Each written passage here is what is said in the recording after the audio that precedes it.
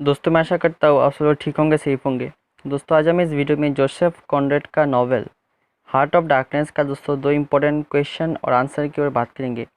सबसे पहले हम देखेंगे इस नॉवेल का सिग्निफिकेंस ऑफ द टाइटल कि इस नॉवेल का जो टाइटल है हार्ट ऑफ डार्कनेस से क्यों दिया गया ऑथर के द्वारा, और दूसरा हम देखेंगे इस नॉवेल का मेजर थीम्स के ऊपर। तो चलिए दोस्तों वीडियो को स्टार्ट करते हैं। वीडियो को स्टार्ट करने से पहले प्लीज़ सब्सक्राइब कीजिए, उसका बेल आइकन को प्रेस कर और क्वेश्चन क्लिक कीजिए। थैंक यू सो मच दोस्तों। चलिए वीडियो को स्टार्ट करते हैं, लेट्स बिगिन। दोस्तों अगर हम इस नॉवेल का सिग्निफिकेंस ऑफ द टाइटल की बात करें दोस्तों, इस टाइटल में दो मीनिंग है।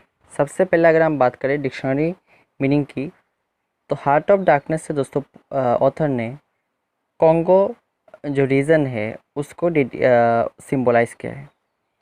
जिस टाइम पे दोस्तों ये नॉवेल लिखा गया उस टाइम पे अफ्रीका का जो कॉन्गो रीजन था वो डेवलप नहीं था, वो एक्सप्लोर नहीं हुआ था कम्प्लीटली। वो एक डार्क में था क्योंकि उस टाइम पे कॉन्गो जो रीजन था उसमें कोई जाता नहीं था, तो उतना डेवलप्ड उतना उसका जो एक्सप्लोरेशन नहीं हुआ था। तो इसी कारण से ऑथर ने यहाँ पे हार्ट ऑफ डार्कनेस से फर्स्ट डिक्शनरी मीनिंग से कॉन्गो जो रीजन है उसको सिंबलाइज किया है कि उस टाइम पे जो कॉन्गो रीजन था अफ्रीका का वो डेवलप नहीं था, एक्सप्लोर नहीं हुआ था। तो इसकी वजह से इसमें एक डार्कनेस था, एक डार्क कॉन्टिनेंट था। तो इससे अगर हम देखें तो डिक्शनरी मीनिंग तो ये है। अब दोस्तों इस टाइटल का दूसरा एक मीनिंग है जो है मेटाफोरिकल मीनिंग। दोस्तों यहाँ पे पोएट ने ऑथर ने हार्ट ऑफ डार्कनेस से ह्यूमन सोल का जो डार्कनेस है उसको भी बताया है।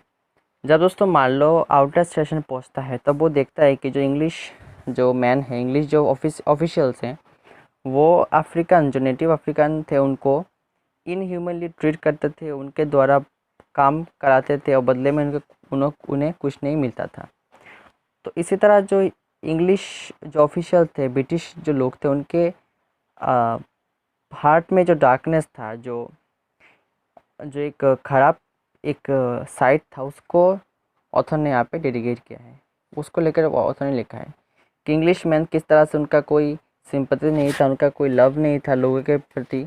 वो अपने स्वार्थ के लिए जो नेटिव अफ्रीकन थे उनको डिस्क्रिमिनेशन करते थे, उनको काम कराते थे।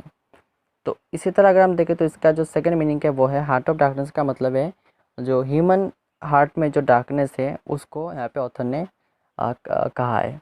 दोस्तों अगर हम दो तरीके से देखें तो इसका जो टाइटल है वो सिग्निफिकेंट है, जस्टिफाइड है। सबसे पहला था इसका जो डिक्शनरी मीनिंग है तो ये है कि उस टाइम के जो कॉन्गो रीजन था अफ्रीका का वो एक्सप्लोर नहीं हुआ था, वो डेवलप नहीं हुआ था, तो ये एक डार्क कॉन्टिनेंट था।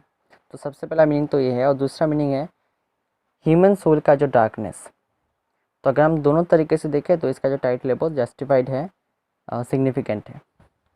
अब दोस्तों अगर हम दूसरा क्वेश्चन की बात करें तो वो है इस नॉवेल का मेजर थीम्स के ऊपर। दोस्तों इस नॉवेल का जो मेजर थीम्स है उसमें सबसे पहले आता है कॉलोनियलिज्म। दोस्तों इस नॉवेल में हमें साफ दिखाई पड़ता है कि बैड इफेक्ट ऑफ कॉलोनियलिज्म। जब दोस्तों मान लो आउटर स्टेशन पे पहुंचता है तो वो देखता है कि जो ब्रिटिशर्स थे वो किस तरह से जो कॉलोनियलिज्म के एडवांटेज को उठाते हुए उन्होंने जो नेटिव अफ्रीकन थे उनके ऊपर टॉर्चर करते थे, उनको बैडली काम कराते थे, इनह्यूमनली ट्रीट करते थे, उनको खाना नहीं मिलता था। तो ये एक इफेक्ट था कॉलोनियलिज्म का। अगर कॉलोनियलिज्म नहीं होता तो ब्रिटिश उनके ऊपर रूल नहीं कर पाते। तो कॉलोनियलिज्म का एक बैड इफेक्ट हमें इस नॉवल को देखने को मिलता है। दोस्तों दूसरा जो थीम है वो है स्लेवरी। दोस्तों आउटर स्टेशन में जब मान लो उन अफ्रीकन का स्लेवरी देखता है कि किस तरह से जो ब्रिटिशर्स थे वो जो अफ्रीकन नेटिव अफ्रीकन थे उनको स्लेव की तरह ट्रीट करते थे, उनके द्वारा काम किया करते थे। तो स्लेवरी दूसरा इंपॉर्टेंट थीम है। उसके बाद थर्ड इंपॉर्टेंट थीम है वो डिस्क्रिमिनेशन। और दोस्तों डिस्क्रिमिनेशन हमें देखने को मिलता है सेम है कि जब आउटर स्टेशन पे मान लो पहुँचता है तब उसको डिस्क्रिमिनेशन देखने में मिलता है कि किस तरह से शरीर के कलर के द्वारा, शरीर के जो रंग के द्वारा रेशियल डिस्क्रिमिनेशन किया जाता था नेटिव अफ्रीकन के प्रति ब्रिटिशर्स के द्वारा। अब दोस्तों अगर हम नेक्स्ट थीम की बात करें तो वो है एक्सप्लोरेशन।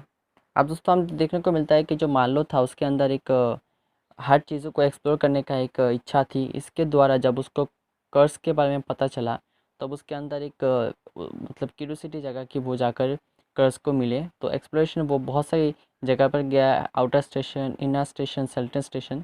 तो इसके अंदर एक एक्सप्लोरेशन का एक विश था। दोस्तों लास्ट जो थीम है वो क्यूरियसिटी। तो डेफिनेटली बात है, जो मार्लो था वो एक क्यूरियस था।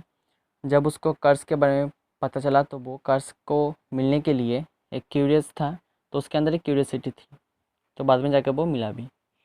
तो थैंक यू सो मच। आज के लिए इतना। आज हमने इस वीडियो में इस नॉवेल का 2 इंपॉर्टेंट क्वेश्चन आंसर के ऊपर बात किया है। तो गुड बाय दोस्तों, आज के लिए इतना ही। गुड बाय, अच्छे रहिए, स्वस्थ रहिए।